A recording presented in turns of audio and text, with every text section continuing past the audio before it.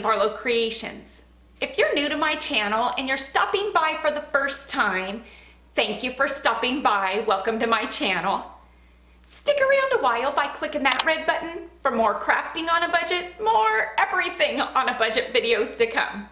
And if you click it again when the bell appears, YouTube should notify you every time I upload a new video, depending on the option that you choose in the drop-down menu of the bell. If you're interested in following me on social media, you can find those links, you guessed it, in the description box below. What have I got going on for you for today? Today I am bringing to you a rustic DIY that I absolutely love, that is so quick, easy, and budget friendly, and the outcome is amazing. I am in the midst of decorating my son's house, and in doing so, I wanted to incorporate some of my DIYs into his home decor, and he's really going with that wood and rustic feel for some of his decor, and so today's piece is perfect for that decor style. So let me quit my gabbing, let's jump into it, and let me show you what I have in mind for today's rustic DIY using tumbling tower blocks and canvas panels. This is one you're not gonna wanna miss. Who is today's KB Creations crafter of the day? You'll want to stick around to the end of the video to see if it's your creation that's being featured in today's video. Alrighty, getting started. You're going to need 4 groups of 4 Jenga blocks. The glue that I'll be using today is Aleene's Tacky Glue in the gold and purple bottle. I also like to use this wood glue by Super Glue. Both of these glues you can find at the Dollar Tree. Either one is going to work, it's just your preference. I do, however, suggest that you do not use the wood glue by Crafter's Square. This glue is very watery, and I haven't seen very good results when using it with the Jenga blocks, so I say just don't use it. I'm going to start off by gluing these 4 sets of 4 blocks together side by side, just as you see me doing here, separately. Now, there is a bit of gluing involved, I'm not going to lie to you, but this is a Jenga block DIY, and we make some really cool things out of these. And so, of course, we got to glue them together to make the cool DIY. And this DIY, I promise you, is worth the time. It's really not even a lot of time. This is a quick and easy one with an outcome, did I tell you, that is so rustic, you're gonna love it. Alrighty, so as I moved on to this next step, again, I was being impatient. I didn't wait for my pieces to dry. Some quick advice, maybe wait for it to dry because it does make it a bit easier, but because I'm impatient and I'm filming and I want to get this done, you can see that I didn't wait, but it's okay, I still get a good outcome. I'm going to assemble these 4 pieces of 4 Jenga blocks together in a box, and when you put this box together, you're going to want to line up the 4 sets of 4 Jenga blocks the same way that I'm doing it here. Once you've got your box assembled, again, you're going to want to wait for it to dry so your pieces don't move out of place. We're going to put a second layer of blocks right on top, and I'm doing this to give this, I guess, some substance, to make it look a bit thicker. I feel like one set of blocks just kind of made it look flimsy, and I wanted a thicker, more rustic look, and you can easily achieve that by doing this 2 blocks thick. While that other piece is drying, we're going to move on to assembling the next piece, and for this piece, you're going to need 10 blocks. With these, I'm going to glue 2 sets of 3 blocks together and 2 sets of 2 blocks. Then I'm going to assemble it basically the same way that I did the last set of blocks, only these are only going to be 1 set of blocks high, not 2. And this here is what you should be left with. This is more of a rectangle than a square because we didn't do all 4 sides even, but you get the gist. I'm going to place a dot of glue on each corner, and it's going to go right on top of this here piece, just like so. So the original piece is kind of in that diamond shape, and we're going to place this right in the center like so. I am going to be using some of Waverly's Antique Wax because I picked up several bottles of this on Walmart.com because the Waverly paint is still available online. A bottle this size is $9.98. And so because I like it so much, I picked up 4 bottles of it. I'm seeing at my Walmart that they're not going to carry Waverly anymore. They're carrying a brand that's called Hobby Hands, and it is a chalk paint. I'm not sure if the colors are going to be very similar, if it's a sister brand of Waverly or not. The only colors that I was seeing stocked at my store was the white, black, and ivory. It wasn't fully stocked yet, but I did see two varying sizes. I saw the larger size bottle and the smaller bottle like Waverly had for $1.67. So it'll be interesting to see if the colors are similar, if it's a sister brand of Waverly. I'm not sure what's going on. But I did notice that Walmart was also discontinuing all of the Waverly stencils and the fabric.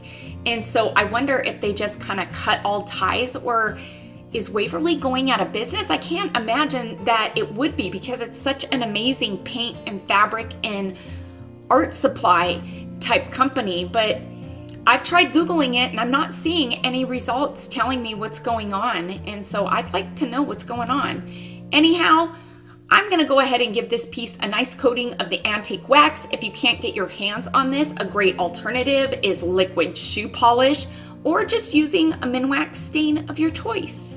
To hang this piece up, I wanted to go the rustic route. So of course, I'm gonna use a thicker twine. This is a twine that I got at Walmart. It comes, I wanna say, in a 2-pound spool for about $3.98, which is great.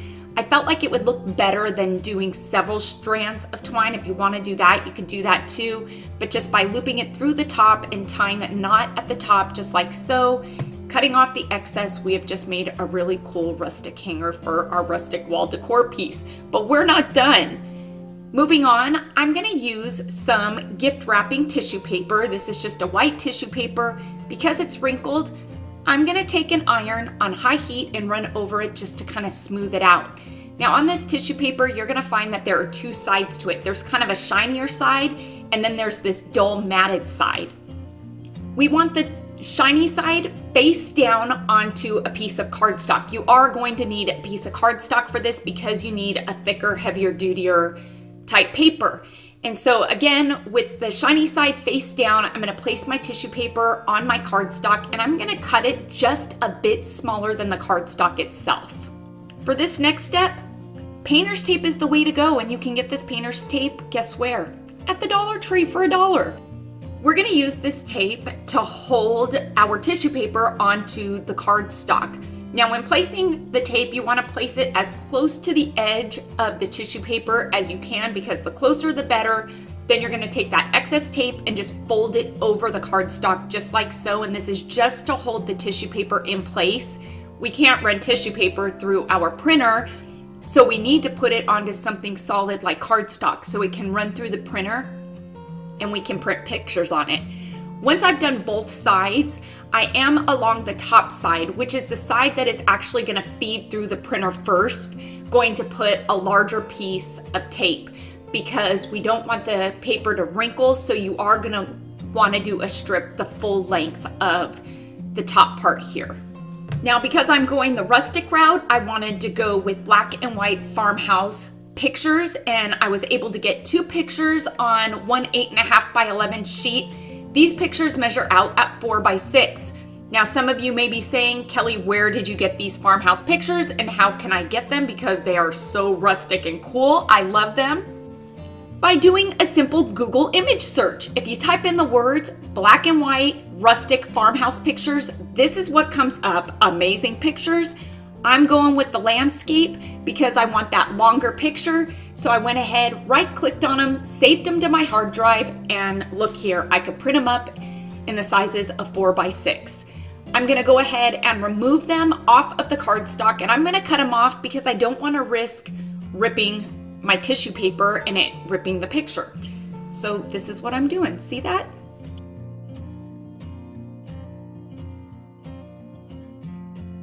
Dollar Tree's got this 3-pack of canvas panels. These are 4 by 6, which is perfect because I'm gonna need 2 packs of this because I'm making 4 of this DIY. Did I tell you that?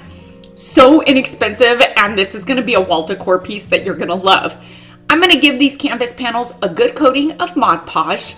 Then taking my tissue paper printout, ink side face down. Now we're on the shiny side of the tissue paper because we printed on the dull side.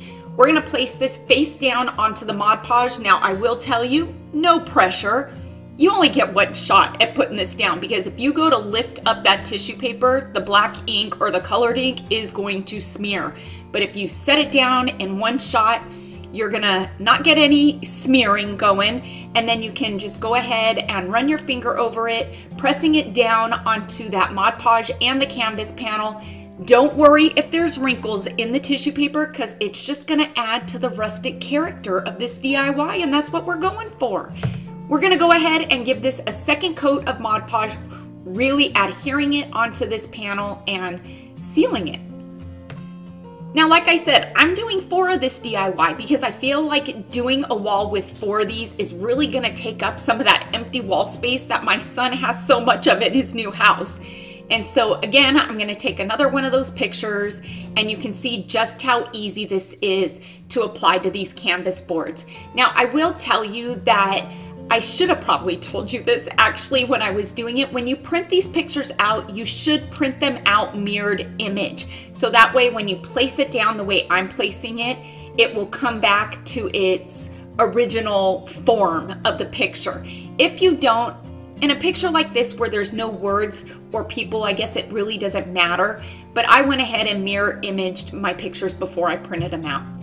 For this next step, this was another one of those instances that I had to put those patient pants of mine on that we all seem to be in shortage of, or they don't fit us anymore. Yep, I had to put them on because I had to wait for these canvas panels to dry with the Mod Podge on it. It took a few hours, but once it was good and dry, I decided to go in with my black ink and a stiffened paintbrush and really dirty up those edges, give it that rustic aged look. Now, I feel like this is something that really finishes a piece like this off, because without it, let me just show you the difference. To me, there is a huge difference in the way these pictures look. This one looks completely finished, it looks aged, it looks rustic, and this one feels like it just is unfinished, like something is missing.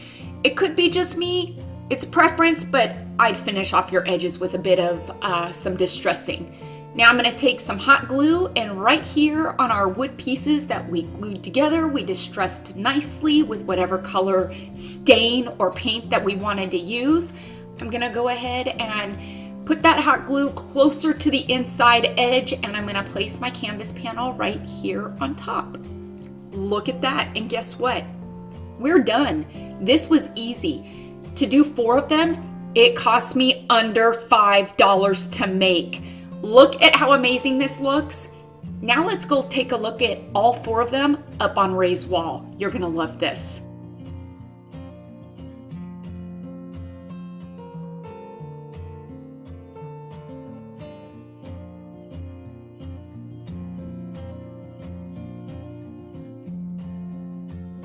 Today, the KB Creations Crafter of the Day goes to Lynn Thompson, who did a recreation, and let me say an amazing recreation of my beehive.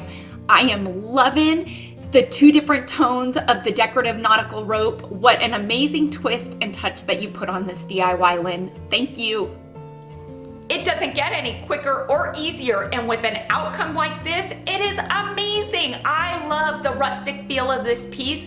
And what I love about this piece is you can do as many as you want or as little as you want. If you really just wanted to do 1, you could, but I wanted to do 4 because Ray had a wall that really just needed something on it, and I thought that 4 was the perfect amount. But you could do even 6, 8, 9, or 12 and really make it kind of a gallery wall and really make it a focal point in a room, and I think it would be amazing, and it really wouldn't cost all that much money. And I think when people see it, they're gonna love it, and they're gonna ask you where you got it, and you're gonna tell them you made it using Dollar Tree tumbling tower blocks and canvas panels, and they're just not gonna believe you. Oh, and don't forget, you used twine. We used twine to hang it up with. How could I forget that? I hope you all enjoyed today's rustic Dollar Tree wall decor DIY. I love the outcome of this. Did I say that? I hope you like it as well. Please make sure to give this video a big thumbs up, and let's get this video to, you guessed it, 5,000 likes, because like I always say, each and every one of your thumbs up and those comments that you do leave down below, they really do help my channel to grow, and it helps YouTube to notice me just a bit more. Until next time, everybody, I hope you have a fantastic day. Happy crafting on a budget. Stay happy, stay safe, stay healthy, but most of all, stay stay positive, please, and